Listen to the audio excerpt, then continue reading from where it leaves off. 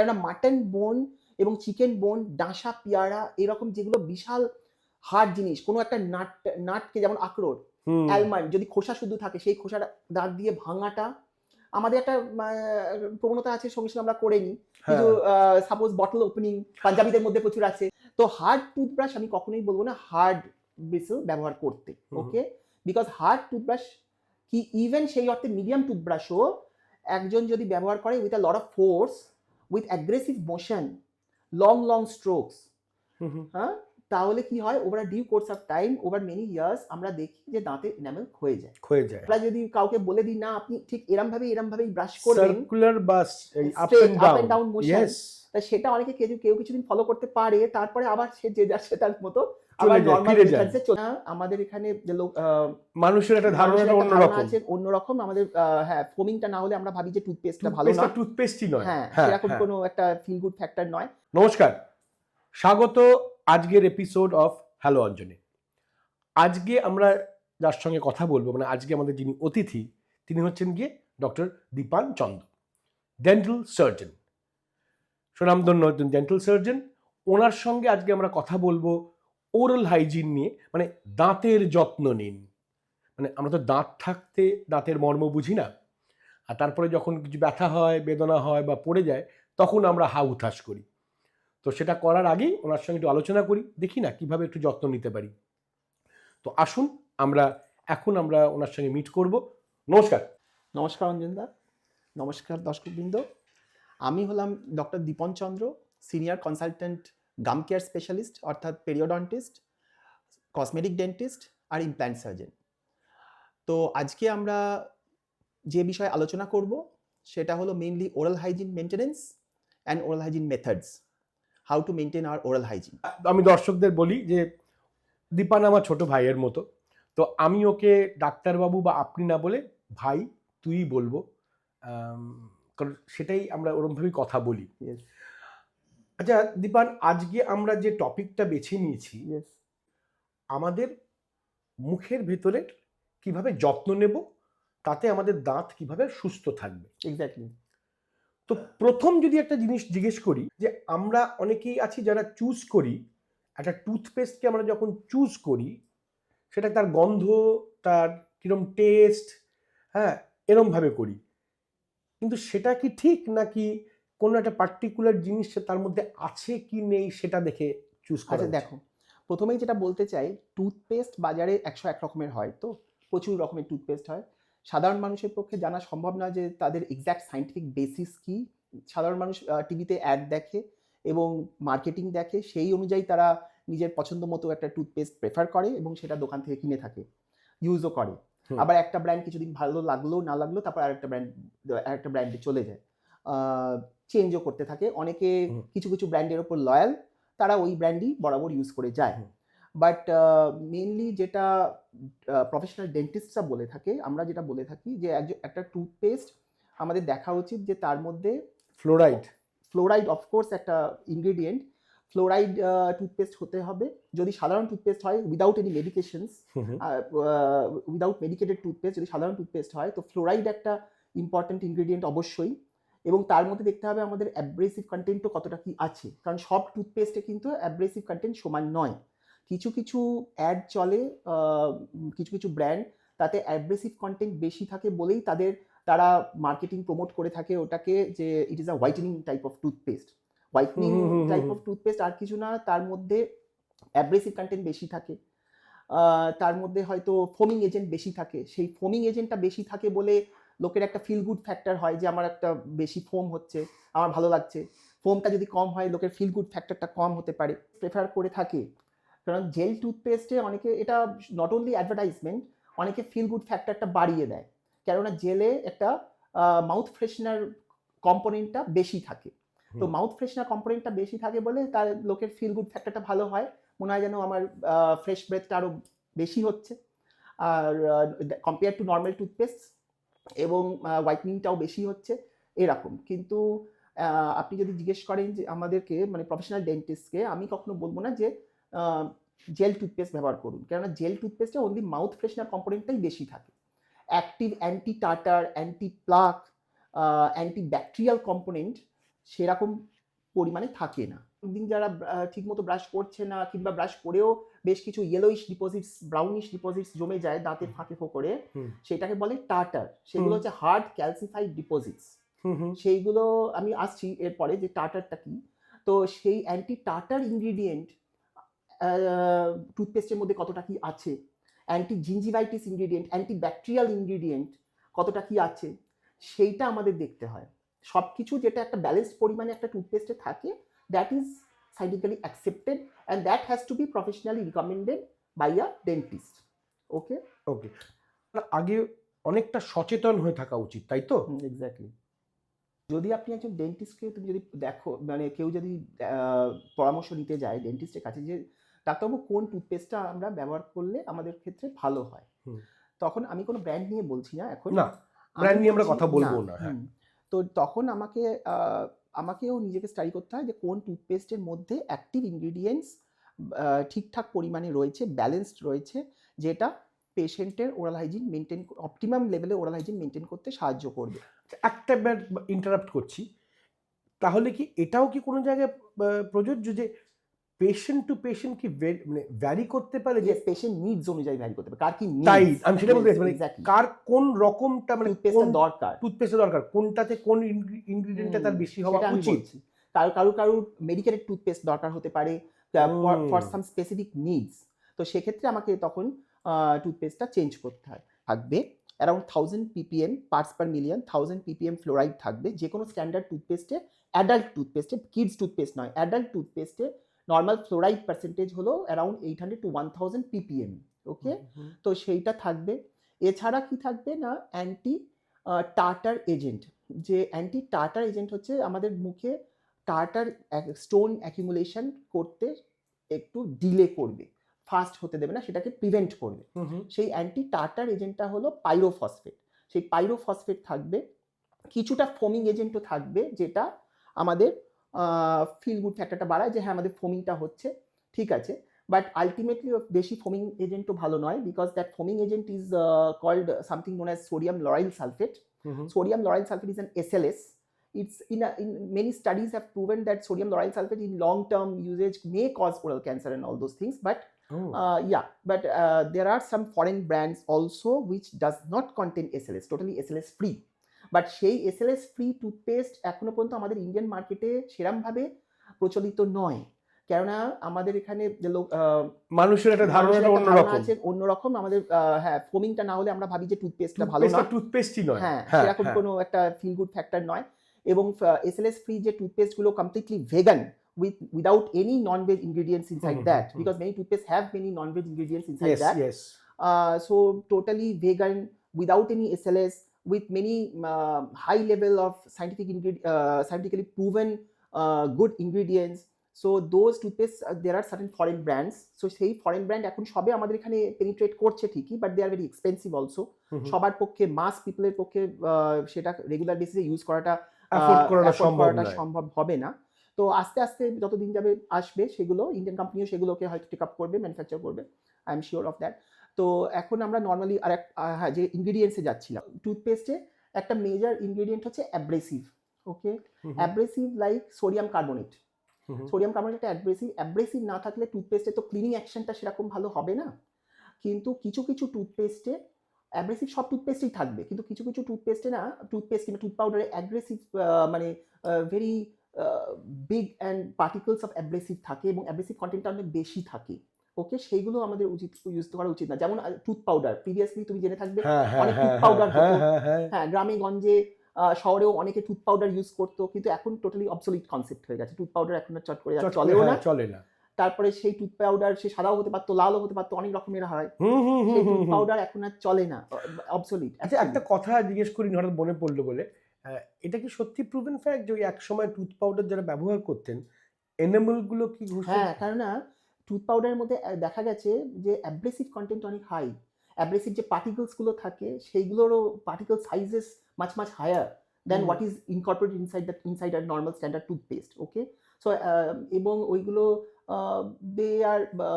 they cause inflammation of the gums instead of reducing gum inflammation and all those things, because খুব ঝাঁঝালো একটা smell থাকতো সেই abrasive পাউডারে। তাই না? হুম, হুম, লাল হুম, হুম, হুম। রেড টুথ পাউডার হ্যাঁ, নাম থাক, হ্যাঁ, হ্যাঁ। তো এখন আর কখনোই প্রফেশনাল ডেন্টিস্টে আমি বলবো না যে টুথ পাউডার কেউ ইউজ করি, নর্মাল একটা টুথপেস্ট ইউজ করি। তো টুথপেস্টের মধ্যে আমি যে ইনগ্রিডিয়েন্টসে যাচ্ছিলাম, abrasive is an ingredient in normal moderate quantity which is permissible within permissible limits, hmm, okay? Then there is anti tartar agent, আমি বললামই, হ্যাঁ। পাইরোফসফেট। অ্যান্টি জিঞ্জিভাইটিস এজেন্ট থাকবে, যেটা আমাদের গাম ইনফ্লেমেশনকে প্রিভেন্ট করে, হুম, গাম ইনফ্লেমেশন হতে দেয় না। অ্যান্টি প্লাক, প্লাকটাও আমি বলছি কি জিনিসটা, অ্যান্টি প্লাক এজেন্ট থাকবে। ফ্লোরাইড অফকোর্স থাকবে, অ্যারাউন্ড 800, 900, 1000 ppm ফ্লোরাইড, এবং কিছুটা সোডিয়াম লরাইল সালফেট, যেটা আমাদের ফোমিং এজেন্টটাও হবে। হুম, এবং কিছু কিছু স্পেশালাইজ টুথপেস্টে এখন তাদের মধ্যেও আছে কিছু কিছু পার্টিকেল, যেটা ওই আমাদের দাঁতের সারফেসে, কিছু কিছু ইনগ্রিডিয়েন্ট আছে যেটা আমাদের দাঁতের সারফেসে আমাদের অ্যাবজর্বড হয়ে যায়, হুম। এবং over a due course of time slow release করে অ্যাক্টিভ ইনগ্রিডিয়েন্টসগুলোকে। ঠিক আছে? সেটা হচ্ছে লাইক গ্যান্ট্রেস কোপলিমার। গ্যান্ট্রেস কোপলিমার একটা এমন পলিমার যেটা কিছু কিছু টুথপেস্টে ইনকর্পোরেটেড আছে। হুম, তার মধ্যে যে অ্যাক্টিভ, সেটা আমরা যখন ইউজ করছি সেটা আমাদের দাঁতের এনামেলে থেকে যাচ্ছে as a slow releasing medicinal depot, okay? Okay. Medicinal depot হয়ে আমাদের দাঁতে থেকে যাচ্ছে। সেইটা over a period of time hmm, ওই fluoride, anti tartar agent, anti plaque agent এইগুলোকে স্লো রিলিজ করছে over a long period of time, say about 8 hours, 10 hours, 12 hours, hmm, okay? তো সেইটা একটা additional benefit which some toothpastes have, okay. okay? So they are good only for our oral hygiene maintenance and all. তো এইসব টুথপেস্টে এই ingredient থাকা দরকার। তো যেটা আমি তো এখানে এখনো ব্র্যান্ড নাম আমি করব না, না, করবো না, হ্যাঁ, করব না। পারবো না। তো সেই অনুযায়ী আমি টুথপেস্ট বলে থাকি। এবং আমি ঠিক খুব একটা জেল প্রেফার করব না, কারণ জেলে কি থাকে না, বেশিরভাগ কম্পোনেন্টটা oral, I mean freshener, mouth freshener কম্পোনেন্টটা ও। বেশি থাকে, okay. Instead of active anti gingivitis, anti tartar, anti plaque agent. তো মাউথ ফ্রেশনার কম্পোনেন্টটা বেশি থাকে, আখেরে সেরকম আমাদের কোনো সেরকম উপকৃত আমরা হই না, except for the more of mouth freshening component. So জেলটা আমি প্রেফার করি না। তো normal good toothpaste is good enough. Now how that has to be used, okay? Hmm, সেটাই আমরা আসি। তো টুথপেস্ট আমরা ব্যবহার করার টেকনিক আছে, ব্রাশিং টেকনিকটা main, okay? More than the toothpaste, brushing টেকনিকটাও খুব ইম্পর্টেন্ট। আমরা নর্মালি যে এরকম হ্যাঁ, করি। Free style method of brushing, that also gives us a good feel good factor, you know? হ্যাঁ, আমরা যদি কাউকে বলে দিই না আপনি ঠিক এরমভাবেই ব্রাশ করবেন, সার্কুলার বাস, এই up straight and up down. And down motion, yes. তা সেটা অনেকে কেউ কিছুদিন ফলো করতে পারে, তারপরে আবার সে যে যার সেটার মতো চলে আবার যায়, নরমাল ফিরে যান, মেথডসে চলে যায়। ফিরে যান, হ্যাঁ। সেটা ফ্রি স্টাইল মেথড। আমি যেরকম খুশি ফোর্স অ্যাপ্লাই করলাম, যেরকম খুশি মোশনে গেলাম, সেটা চলে যায়, কারণ কিছুটা ওটা হবেও, যেটা ফিল গুড ফ্যাক্টর আমাদের বাড়ায়। হুম, তো ব্রাশিংয়ে আমি আসছি, কিরম ধরনের টুথব্রাশ ইউজ করবেন, কি মেথড অফ টুথব্রাশ হবে, কিরম ধরনের ব্রাশিং টেকনিকটা হবে যে দাঁতের এনামেলটাকে সে প্রিজার্ভ করতে পারে, কারণ যে কোনো ব্রাশিং টেকনিক দাঁতের এনামেলকে প্রিজার্ভ করতে পারে না, ক্ষয়িয়েও দেয়, উল্টে এনামেল লস হয়। কিন্তু ডাক্তারবাবুরা যেটা বলে সেটা কিন্তু বলেন যে সফট ব্রিসল করুন। এক্স্যাক্টলি। আর আচ্ছা, আমি আরেকটা প্রশ্ন ছুড়ে রাখছি তোর কাছে। এখন খুব বেরিয়েছে দেখবি চারকোল টুথপেস্ট বা ইয়েস, ইয়েস। নানান রকম ওই হোয়াইটনিং টুথপেস্ট। এটা তো আমি নিশ্চয়ই আমি এই প্রশ্নটা করে রাখলাম যে ডাক্তারবাবুকে না জিজ্ঞেস করে এরকম টুথপেস্ট কি ব্যবহার করা আমি বলছি উচিত? বলছি সেটাও একটা ইম্পর্টেন্ট ফ্যাক্টর। এটা ভীষণ ইম্পর্টেন্ট, কারণ আমি জানি না এটা কতটা সত্যি, কিন্তু কিছু স্টাডি বলে কিন্তু এরকম জিনিস over long period of time carcinogenic. It's carcinogenic. Toothbrush বাজারে তো হাজার এক রকমের আছে টুথব্রাশ। লোকে নিজের পছন্দ মতো একটা কিনে নেয় দোকানে গিয়ে, আমাকে একটা ভালো টুথব্রাশ দিয়ে দাও, দোকানদারও দিয়ে দিল টুথব্রাশ। হুম, হুম, কিন্তু সেটা কতটা সায়েন্টিফিক্যালি অ্যাকসেপ্টেবল সেটাও ব্যাপার আছে, সেটা তারা বুঝছে না, কিন্তু আমি অ্যাজ আ ডেন্টিস্ট হয়ে, প্রফেশনাল হয়ে বুঝি সেটা। হুম, হুম, যে যখনই আমায় কেউ জিজ্ঞেস করে যে আমি কাউকে জিজ্ঞেস করলাম, কেউ কি পেশেন্ট আমায় জিজ্ঞেস করলো যে কিরম ধরনের টুথব্রাশ ব্যবহার করা দরকার, সেই তখনই আমি বলি যে কিরমভাবে কি টুথব্রাশ আপনি ব্যবহার করবেন এবং কি মেথডে ব্যবহার করবেন আপনি টুথব্রাশ, কিরমভাবে মেথডে ব্রাশ করাটা উচিত, কারণ brushing technique is very very important. Hmm, so toothbrush প্রথমেই হয় তিন রকম বেসিক্যালি আন্ডার ব্রড ক্যাটেগরি। সেটা হয় একটা হার্ড, একটা মিডিয়াম, এটা সফট। একটা সফট। বাট এখন আরেকটা generation of toothbrush has come up which is ultra soft. Ultra soft. Ultra soft non linear বেসিসের টুথব্রাশ আপনি এখানে ইন্ডিয়ান মার্কেটে এখন চট করে পাবেন না। কিছু কিছু ফরেন ব্র্যান্ড আছে, সেগুলো এক্সপেন্সিভ, এখনো ইন্ডিয়ান মার্কেটে সবে আসছে, হুম, পুরোপুরি ঢুকতে দেরি আছে। তো নাইলন ব্রিসেলস এবং আমাদের টুথব্রাশিং এর যে ফোর্সটা আমরা এক্সার্ট করি, আমরা যে দিই, সেটা আমাদের কন্ট্রোলে নেই। কেউ কেউ বেশি ফোর্স দেয়, কেউ কেউ মিডিয়াম দেয়, খুব হালকাও দেয়। খুব হালকাতেও যেমন কাজ হবে না, খুব বেশিতেও ক্ষতিকর। তার কবজির জোরটা হ্যাঁ, লাগাচ্ছে। তো হার্ড টুথব্রাশ আমি কখনোই বলবো না হার্ড ব্রিসেল ব্যবহার করতে, ওকে? বিকজ হার্ড টুথব্রাশ কি ইভেন সেই অর্থে মিডিয়াম টুথব্রাশও একজন যদি ব্যবহার করে with a lot of force, with aggressive motion, long strokes, হ্যাঁ, তাহলে কি হয়, over due course of time, over many years আমরা দেখি যে দাঁতের এনামেল ক্ষয়ে যায়, হ্যাঁ। এবং সেই ক্ষয়ে যাওয়াটাকে বলে হচ্ছে ডেন্টাল অ্যাব্রেশন। সেই অ্যাব্রেসিভ ডিফেক্টস আমরা normally pi as early as mid-40s or maybe 50s 60s। ওকে। হ্যাঁ, যারা কোনোদিন সেরকমভাবে ডেন্টিস্টের সাথে যোগাযোগ করেনি, অনেককালে কিছু অসুবিধা হচ্ছে বলেই এখন এসছে, কোনো ব্যথা যন্ত্রণায় হচ্ছে বলেই এসছে, সেটাই সাধারণত হয়ে থাকে। লোকে ব্যথা যন্ত্রণা যতক্ষণ না হচ্ছে রেগুলার বেসিসে ডেন্টিস্ট ভিজিট করে না, 3 মাস 6 মাস অন্তর ডেন্টিস্ট ভিজিট করে না। আমাদের দেশে সেই অ্যাওয়ারনেসটা নেই, কালচারটা নেই, যেটা বিদেশে খুব বেশি আছে ভীষণ রকম। হ্যাঁ, there you have to visit a dentist every 3 months, Right. 6 months and get an oral checkup done, cleaning done. Right. So এখানে সেটা নেই।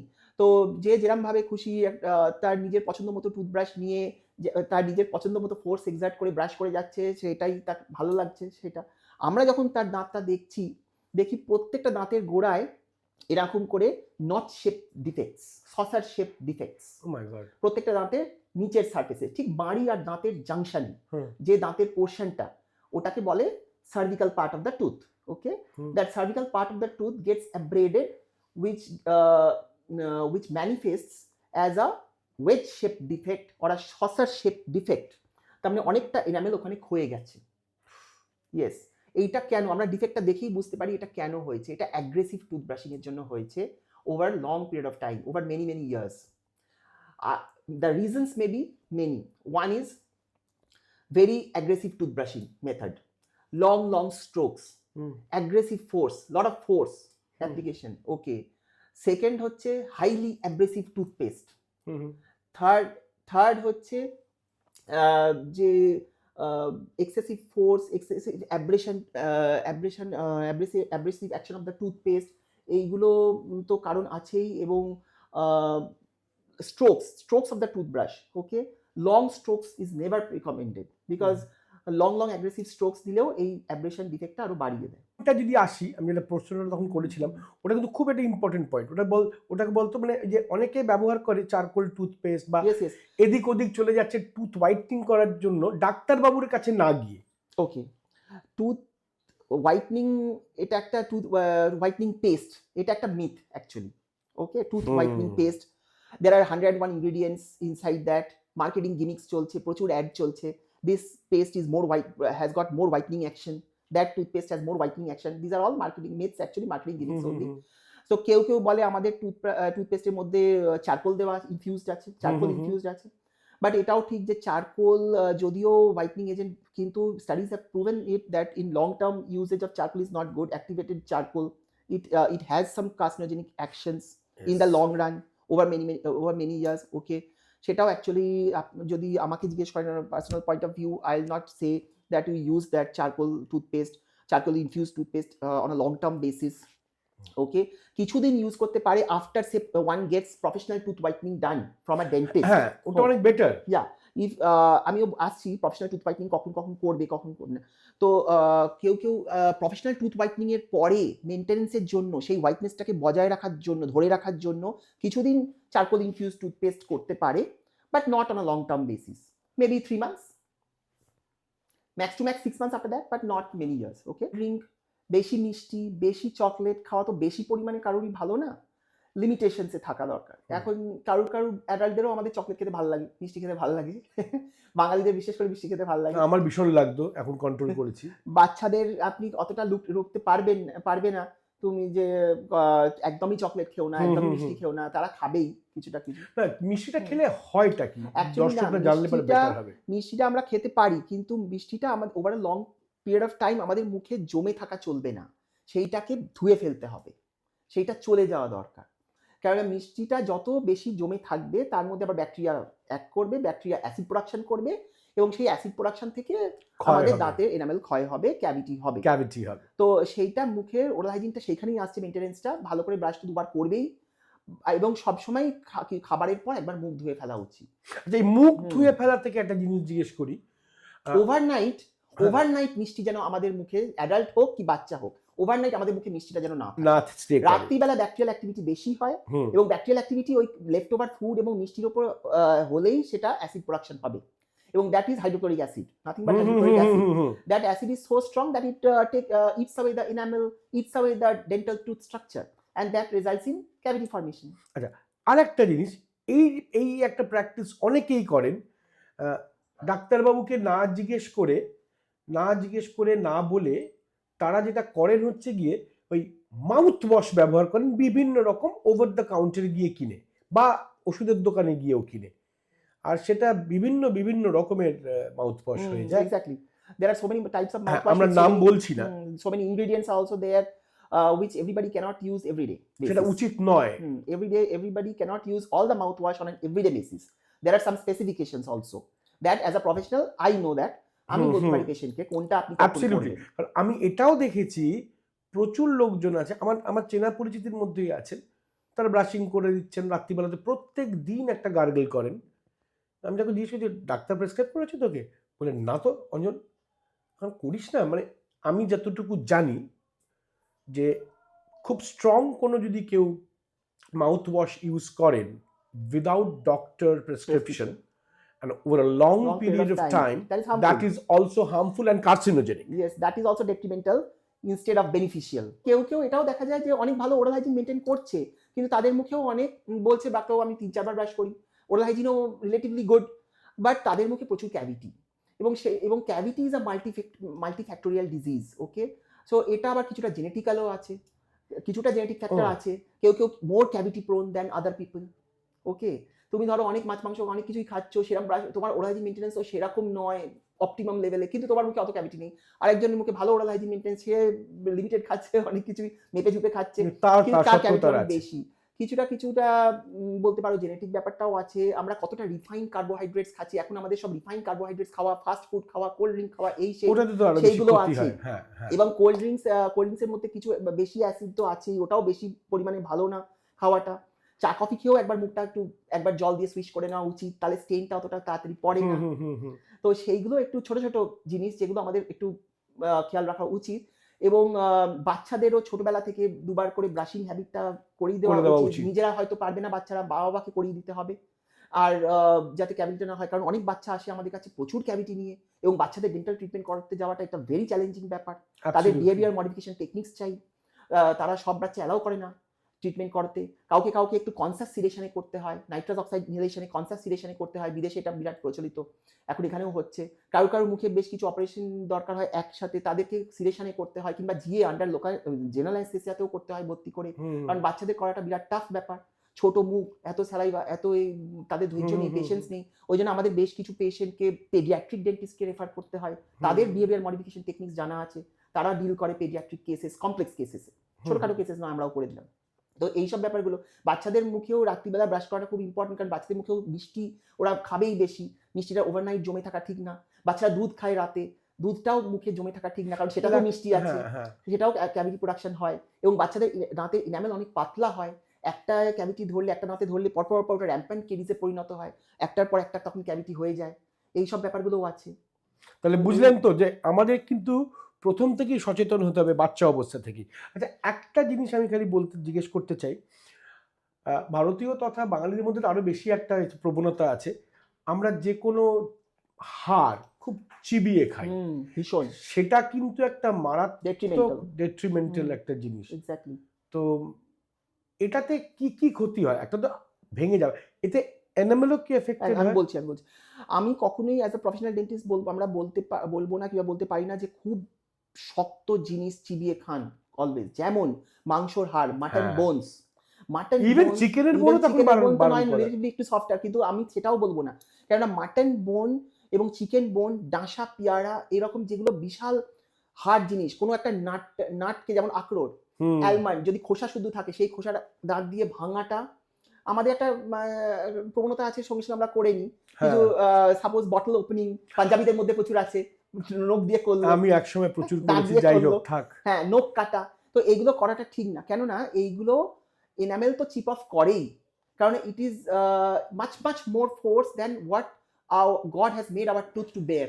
ওকে, so God has given our tooth certain limitations to bear forces, যে কতটা force আমাদের natural enamel bear করতে পারে, আমাদের natural tooth bear করতে পারে, তারও ওপরে যদি চলে যায় সেটা আমাদের পক্ষে ডেট্রিমেন্টাল। আমাদের দাঁতের ক্ষেত্রে কি দেখা যায়, যে দাঁত এরকম যদি আনডিউ ফোর্স আমাদের দাঁতে হঠাৎ করে আসে, পার্টিকুলারলি কিছু দাঁত ক্র্যাক করে যায়। ক্র্যাক মানে একদম হরিজন্টালি মাঝখান থেকে ক্র্যাক করে এরকম দুটো ভাগে একদম খণ্ডিত হয়ে যায়। তো আমরা আজকে এই এপিসোডটা এখানে শেষ করব, ভবিষ্যতে আরও হবে, কিন্তু শেষ করার আগে আমরা দীপানকে একটা জিনিস জিজ্ঞেস করব, আর একটা কোনো এমন টোটকা যেটা সত্যি মানুষ উপকৃত হতে পারে। আছে, যেমন হালকা গরম জল, একদম ঠান্ডা কাটানো উষ্ণ গরম জলে 1 চিমটে নুন দিয়ে কিংবা একটু ফিটকিরি গুঁড়ো দিয়ে যদি কেউ ডেইলি কুলি করে, দিনে 2 বার, সকালে একবার রাতে একবার, এই প্র্যাকটিসটা করে apart from twice a day brushing, তাহলেও বিরাট উপকার হবে। এটারও বিরাট একটা অ্যান্টিব্যাকটেরিয়াল অ্যাকশন আছে এবং ন্যাচারাল ওয়ে। আপনাকে কোনো মাউথওয়াশও ইউজ করতে হবে না ডেইলি বেসিসে, অন্য কিছু ইউজ করতে হবে না, শুধু 2 বার ব্রাশ করুন, 2 বার হালকা গরম জলে একটু নুন দিয়ে কিংবা ফিটকিরি গুঁড়ো দিয়ে কুলি করে যান। বাহ, তাতেও থ্যাংক আপনার ইউ, ওরাল হাইজিন খুবই ভালো থাকবে। Thank you, thank you, thank you so much. Thank you Anjan. Doctor Dipan চন্দ্রকে আবার আনবো আরও কিছু কিছু এক্সক্লুসিভ, মানে আরও কিছু কিছু ধরুন আমাদের কমপ্লিকেশনস যেগুলো হয় সেগুলোর ব্যাপারে। সুস্থ থাকুন, সুস্থ রাখুন, ভালো থাকুন, ভালো রাখুন। দেখা হচ্ছে সামনের সপ্তাহে আবার। হ্যালো অঞ্জনের, নমস্কার।